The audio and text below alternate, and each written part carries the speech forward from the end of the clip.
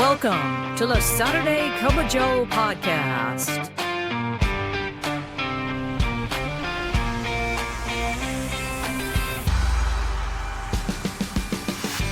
This podcast is dedicated to EAS employees of the U.S. Postal Service and members of the National Association of Postal Supervisors.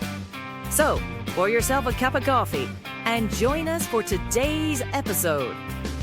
And now, here's your host, Robert Wakefield.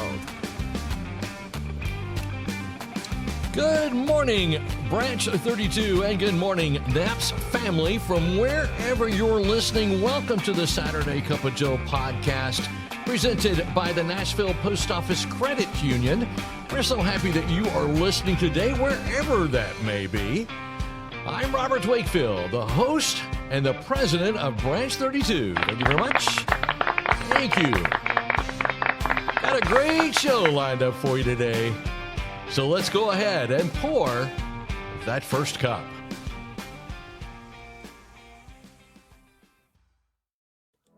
You know, banking should be made simple. That's why Ollie, the Nashville Post Office Credit Union's virtual assistant, is here, ready to help 24/7. Need quick answers? Ollie delivers secure, instant solutions right at your fingertips. No wait times, no hassle. Just smart banking made easy. Whether you're managing your finances, exploring loan options, or just need guidance, Ollie is always ready to assist, wherever and whenever you need. The Nashville Post Office Credit Union, people helping people since 1925. And for our first cup this morning, I wanted to bring in a friend of the show. She's been on many, many times, and here she is again. She is the president of the Tennessee State Branch 947. Ladies and gentlemen, please make welcome Donna Aaron. Donna, welcome to the Saturday Cup of Joe. Thank you so much. It's a pleasure to be on here with you again, Robert. That was well said, and I will be sending you a $5 bill for the way you said that. That was absolutely fabulous. So I wanted to bring Donna on because we've got a couple of things that we wanted to talk about as far as things that are affecting NAPS members. And the first thing that I wanted to bring to everyone's attention is the agreement on the exempt managers and postmasters delivering mail. First of all, Donna, what is your opinion about managers and postmasters and supervisors delivering mail? Well, I've had a disagreement with postmasters and supervisors out delivering mail to start out with. First off, 9 times out of 10, they're asking you to use your own vehicle, right, which puts you in a liability situation. And I don't know of anybody in Tennessee that was paid for delivering the mail like they were supposed to. So, yeah, that's another thing. That we had this agreement with the Postal Service, and in Tennessee, it seems like that we were having trouble getting postmasters paid. Yes. And so it's just a bad situation. Let me read what the agreement says. This came from NAPS headquarters. It says, under the agreement, exempt postmasters level 22 and below and all station managers as of January 23rd should refrain from doing craft work because this is creating Article 8 grievances. Imagine that.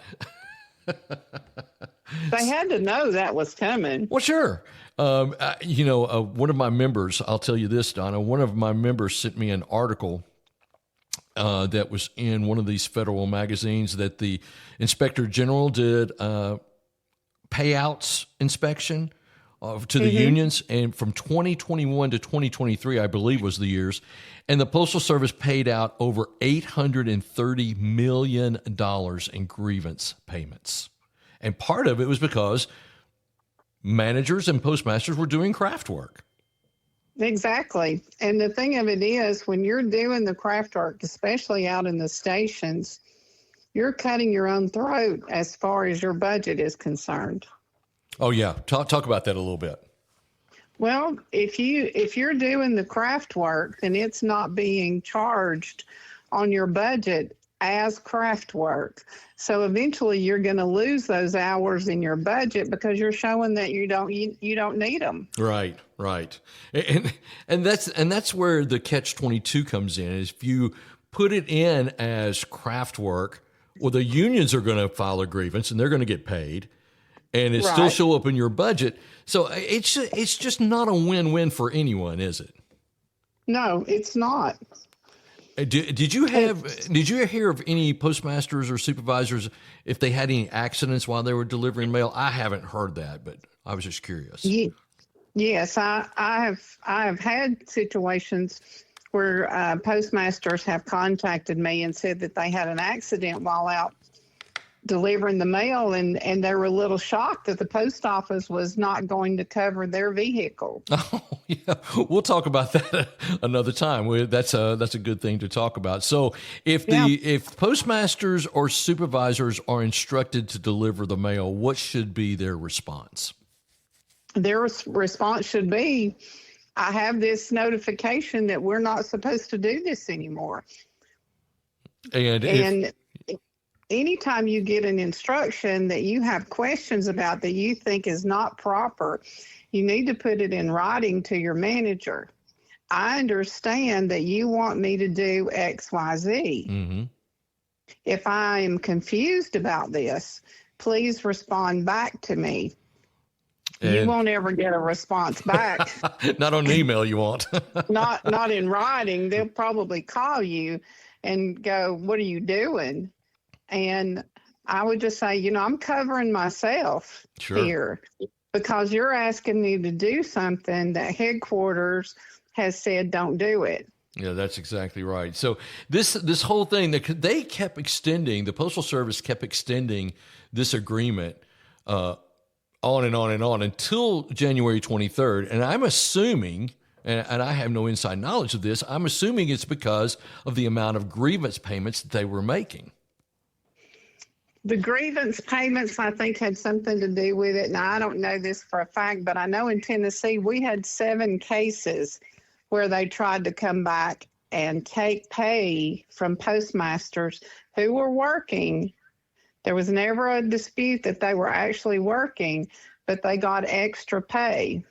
And they tried to take it back. Yeah.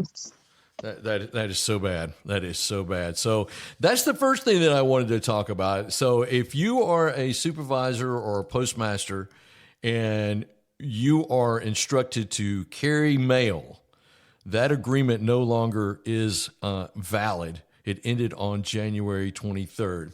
Now, the other thing I wanted to talk to you about, Donna, and this is something we've talked about before, I think, is that I'm hearing that there's been a crackdown on tea time, and they don't want any supervisors getting tea time. So talk a little bit what tea time is, what that looks like, and how that's administered.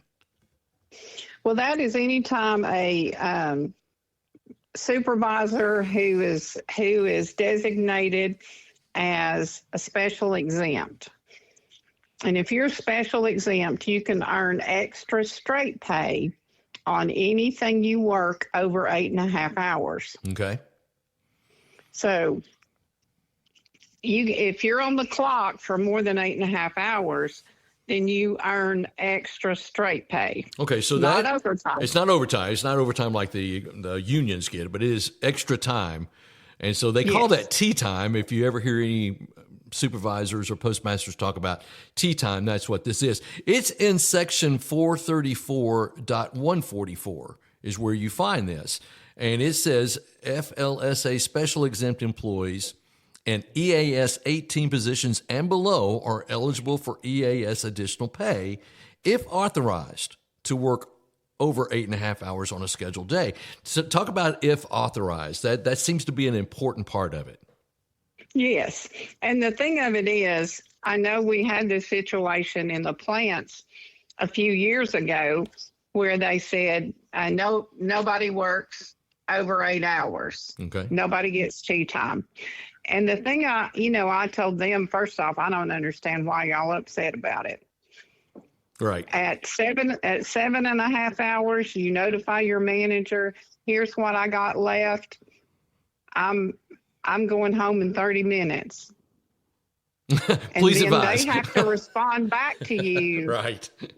to tell you, hey, wait a minute, I'm not going to cover your job for you, so you're going to have to stay. Okay, well then you've just been authorized. Exactly. Did you have that a lot at the plant when you were there? I mean, did they do that to you guys? When I was working at the plant, I never had my boss tell me not to stay because they always wanted me to stay. And even when I didn't want to stay, they wanted me to stay. Right. But, every now and then it's kind of like overtime with craft employees. You'll have upper management say no more overtime. And then you follow their instructions, and then the mail gets backed up, and then it's like, oh, we've got to use overtime again. Right. It's the same thing with tea time. Exactly. So you think this is just another flavor of the month? I think it is. And usually at the first of the year and towards the end of the physical year, like getting close to August and September, we see this happen. Mm-hmm. No more tea time. We got to watch our hours and all this stuff. That's usually when you see this. They won't say it during peak season. Right. It's always right after peak season. We want to cut back on hours, and then right before the end of the physical year, they'll do it. Right. And go ahead. That's just how it is.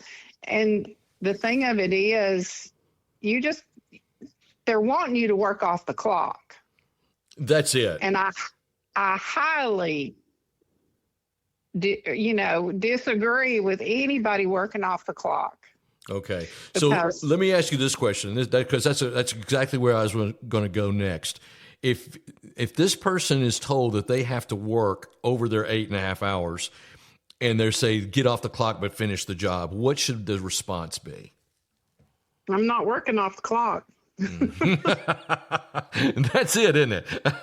Yeah, it's simple. I'm not working off the clock. Because we had that instance where the supervisor on an icy situation, she was off the clock and she fell and she had a concussion.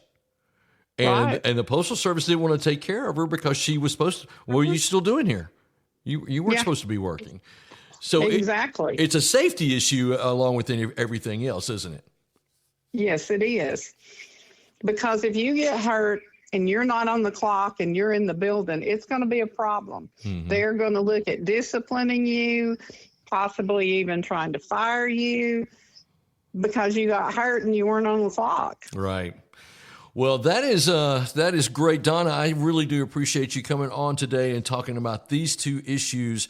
The extended exempt employees are no longer to be carrying mail or doing craft work, and also tea time, which seems to be a very popular subject right now. Thanks so much for joining us today, Donna. We really do appreciate it. I always enjoy it, Robert. All right. We'll talk soon, I feel sure. I feel sure we will. All right. Have you visited our website lately? The Nashville Post Office Credit Union's website makes banking easy. You can complete transactions, you can apply for some loans, and now you can explore our brand new events page created to honor our 100th anniversary. Stay connected with updates, celebrations, and special member-exclusive events. Don't forget to follow us on Facebook and Instagram to stay even more connected. Visit npocu.org. The Nashville Post Office Credit Union, people helping people since 1925. And for our second cup today, if you've ever wondered how Valentine's Day became such a big deal in America, that story really comes down to one woman, Esther Howland of Worcester, Massachusetts. I think that's how you say that. She didn't make Valentines. She invented the American Valentine industry. When Esther grew up in the 1820s as the daughter of a stationeer, she was surrounded by fine papers, lace, decorative supplies. In other words, she had the perfect childhood for someone who would one day transform a holiday. But the spark didn't come until 1847 when she received an ornate English valentine with layers of lace, embossed paper, and bright illustrations.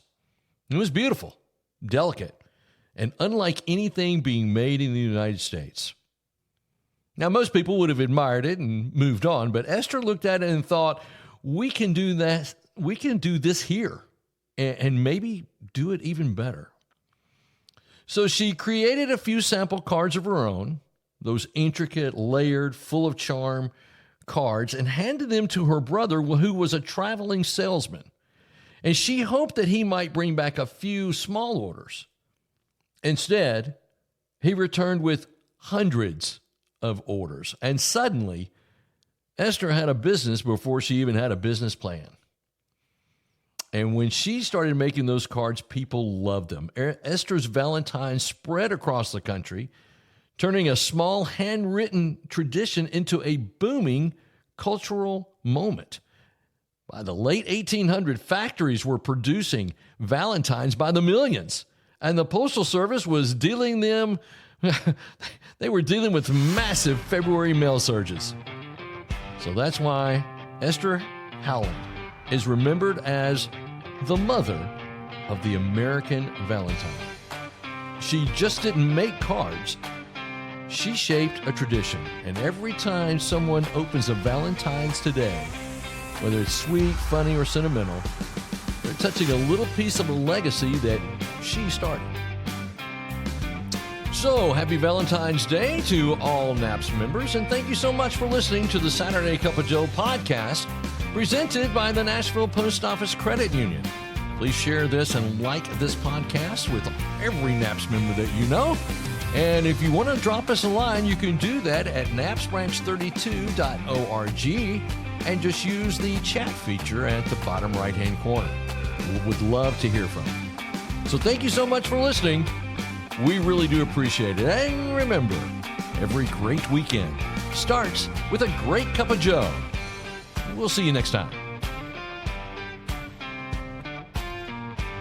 Thank you for tuning in to the Saturday Cup of Joe podcast. Please note that the views and opinions expressed in this podcast are solely those of Robert Wakefield and do not necessarily reflect the views of the National Association of Postal Supervisors.